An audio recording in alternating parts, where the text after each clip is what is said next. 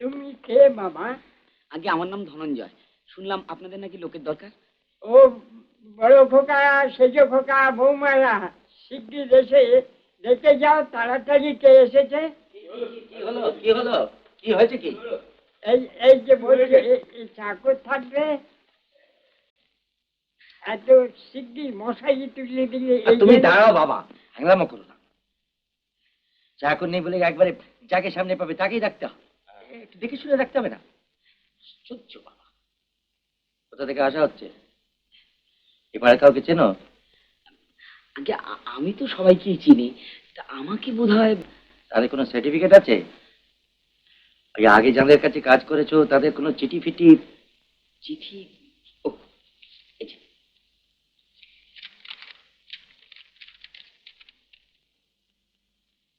VC রায়, ইনি কে? আগে প্রফুল্লচন্দ্র রায়, আচার্য প্রফুল্লচন্দ্র রায়, Bengal chemical science কলেজে। তিনি তো কবে মারা গেছে। আগে না, তিনি আজও বেঁচে আছেন বাঙালিদের মনের মধ্যে। বড়দা তুমি বড় বাজে বকো। এই কি কি কাজ জানো? আগে সব কাজ জানি বাবু। আরে ওরকম সবাই বলে, তারপর কাজে লাগার পর এটা পারবো না ওটা করবো না, নানান বায়নাক্কা শুরু হয়ে যায়। আগে না বাবু, কাজ করতে এলে অত বাজবিচার করা কি চলে? আচ্ছা, আপনি তো একজন স্কুল মাস্টার বাবু। তুমি কি করে জানলে? আপনাকে আমি স্কুলে যেতে দেখেছি, সবাইকে আমি লক্ষ্য করি কিনা। আচ্ছা, আপনি যখন স্কুল মাস্টার তখন স্বামী বিবেকানন্দর কর্মযোগ নিশ্চয়ই পড়েছেন। তাতেই তো বলা আছে বাবু, কাজ মানেই মুক্তি, মুক্তি মানেই কাজ। হ্যাঁ, আশেষটা থামো দেখিনি, যত সব বাজে কথা। তা কোথেকে আসছে বাবা?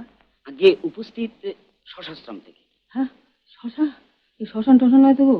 আগে না, শশাশ্রম মানে সংসারের শান্তি আশ্রম। এর উদ্দেশ্য হলো সংসার শান্তি ফিরিয়ে আনা। শান্তি এলেই সব হবে, আর অশান্তি হলে। আর বলো না বাবা, অশান্তির চলে জ্বলে যাচ্ছি। এখানে কি আর শান্তি আসবে? কেন আসবে না বাবু? আনলেই আসবে। আসবে না কুকুর। There can never be any peace. বাবা, আপনি একটু থামুন দেখিনি, যত সব বাজে কথা। রান্নার কাজ কিছু জানো বাবা? আগে হ্যাঁ, বাংলা, ইংরেজি, চাইনিজ, পাঞ্জাবি, সিন্ধি, গুজরাটি, মারাঠি। অত সব দরকার নেই বাবু, বাঙালি রান্না কি জানো তাই বলো। আগে হ্যাঁ, এই ঝাল ঝোল ডালনা কালিয়ে, মুগের ডাল নারকল দিয়ে, অরড় ডাল হিং দিয়ে, মটর ডাল চালতে দিয়ে। কাটা চচ্চড়ি জানেন? কাঁটা চচ্চড়ি তো খুব সোজা জিনিস। আচ্ছা, আপনাকে বরং আমি একদিন পাঁটা চচ্চড়ি করে খাওয়াবো। মানে বাঁধাকপির মেইন ডাঁটা, আর পাঁঠার বাঁদিকে পাঁজরের হাড়, সঙ্গে 6টা কাঁচা লঙ্কা, একটু আদা, একটু তেল। এ বাড়িতে মাংস বেশি হয় না বাবা, মাছটাই বেশি চলে। বেশ তো, মাছের তো নানান রকম রান্না হয় মা। দই ইলিশ জানো? দই ইলিশ অনেক দিন খাইনি। আগে দই ইলিশ তো খুব সোজা। আপনাকে বরং দই ইলিশের বদলে আমি একদিন কই পয়দি করে খাওয়াবো।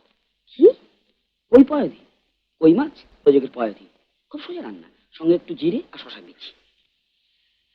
বাপের জন্য শুনিনি বাবা। সব কথাই যে শুনবেন তার কি মানে আছে মা? ব্যাপারটা কি জানেন, রান্নাটা হচ্ছে একটা শিল্প। সমস্ত শিল্পের যে নতুন নতুন সৃষ্টি হয়, রান্নারই বা হবে না কেন? ধরুন চাটনি, হ্যাঁ, কত রকমের চাটনি হয় তো, আলু বকড়া, কাঁচা আম, কাঁচা তেঁতুল, জলপাই, পেঁপে, পুদিনা। আমি একটা স্পেশাল চাটনি জানি। এই কাঁচা আমড়া ছেঁচে তাতে একটু সর্ষে দিয়ে, গর্ভবতী মেয়েদের খুব ভালো লাগে। গর্ভবতী মেয়ে এখানে আমিও ভালোবাসি, করে দিও একদিন। অনেকদিন ভালো রান্নাই খাই। ও কথা বলবেন না বাবা, যা জানি তাই আপনাদের করে খাওয়ানো হয়। আর 24 ঘন্টা তো ওই নিয়েই রয়েছি, রান্নাঘর থেকে তো আর মুক্তি পেলাম না। ও কথা বলবেন না, ও কথা বলবেন না। যার যেখানে কাজ সেখানেই তার মুক্তি। আপনার যখন রান্নাঘরে কাজ, রান্নাঘরেই মুক্তি। ও বদি, ও যে কাজে না ঢুকে বক্তিমে দিতে শুরু করে দিল গো। মুক্তি নয় মা, পারবেন না তো। সুতরাং যার যেখানে কাজ সেখানে থাকলেই হয়। মাইনে কি নেবে? আগে এ আর আমি কি বলবো বাবু, যাহা বিবেচনা করে দেবেন। 20 থেকে শুরু করো। 20 টাকা বলছেন? তা কি করে হয় বাবু? এত বড় সংসার, যা দিনকাল পড়েছে, এত খরচ। তাহলে তুমি বলো কি চাও? 12 টাকা দেবেন? খুব অসুবিধা হবে না তো? না না না, কোনো অসুবিধা হবে না বাবা। তুমি এসো, যাগো, একে ভেতরে নিয়ে যাও, কাজকর্ম সব দেখিয়ে দাও। এসো এসো এসো বাবা, চলো এসো বাবা, এসো এসো এদিকে এসো। আমার থাকবার জায়গাটা একটু দেখিয়ে দিন মা, জিনিসপত্রগুলো রেখে তাহলে কাজে লেগে যাই। ছাতের সিঁড়ির ঘরে কৃষ্ণা থাকে, তুমি বরং ওই ঘরে থেকো, কৃষ্ণার সিঁড়ি নিচে থাকবে এখন। উনি বুঝি আপনার মেয়ে নন? না, আমার মেজো ভাসুরের নেই। ওনারা দুজনেই মারা গেছেন?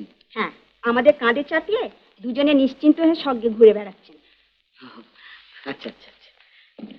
দিন আপনার জিনিসগুলো রেখে দিয়ে আসি।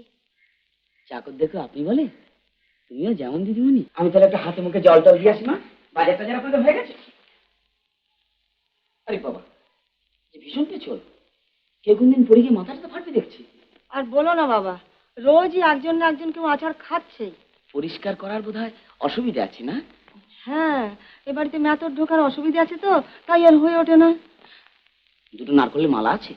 হ্যাঁ, মালা? ওই কয়লার উপরে আছে। ও আচ্ছা।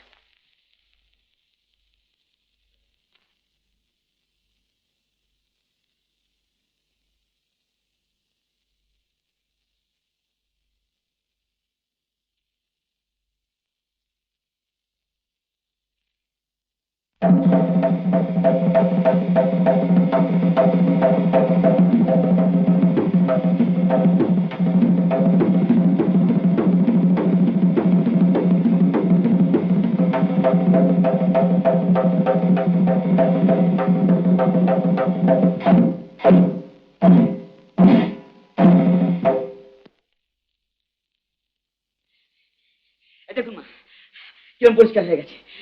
এখন যত ইচ্ছে লাফান, নাচুন, কুদুন, কিচ্ছু হবে না। এই দেখুন, দেখুন তো কি ব্যাপার, সকাল থেকে শুধু হই হই রই রই। এক কাপ চায়ের জন্য শেষে দোকানে যেতে হবে নাকি? গেল ভোরে উঠে ষাঁড়ের মতো চেঁচায়। দেখো, একটা লোক সবে নতুন এসছে, তাকে একটু দেখিয়ে শিখিয়ে দিক। চেঁচাতে পেলে আর কিছু চাস না রে। ওরে বাজে কথা বলো না শেষদা। কটা বাজে জানো? 6:30।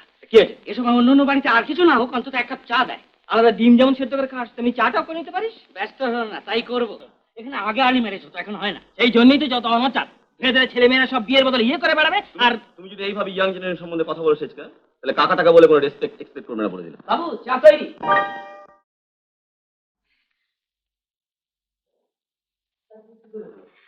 আসুন, সবাই এক কাপ করে খেয়ে নিন। কি বাবু, আপনি এখন মুখ ধননি? ঠিক ঠিক আছে, মুখ না ধুয়েই খান। বেটটি কৃষ্ণদি, তুমি তো সবাইকে দিয়ে দাও না। সজমা, পিন্টু বাবুর দুধ। আমি একটু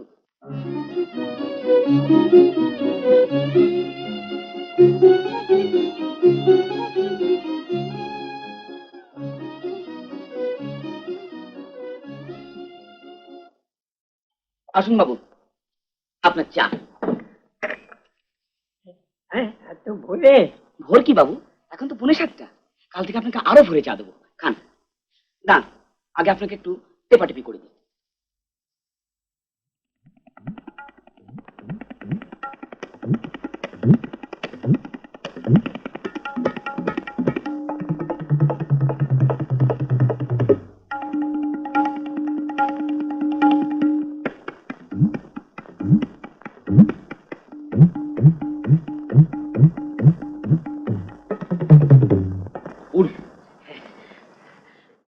এটা কোথা থেকে পেলে বাবা?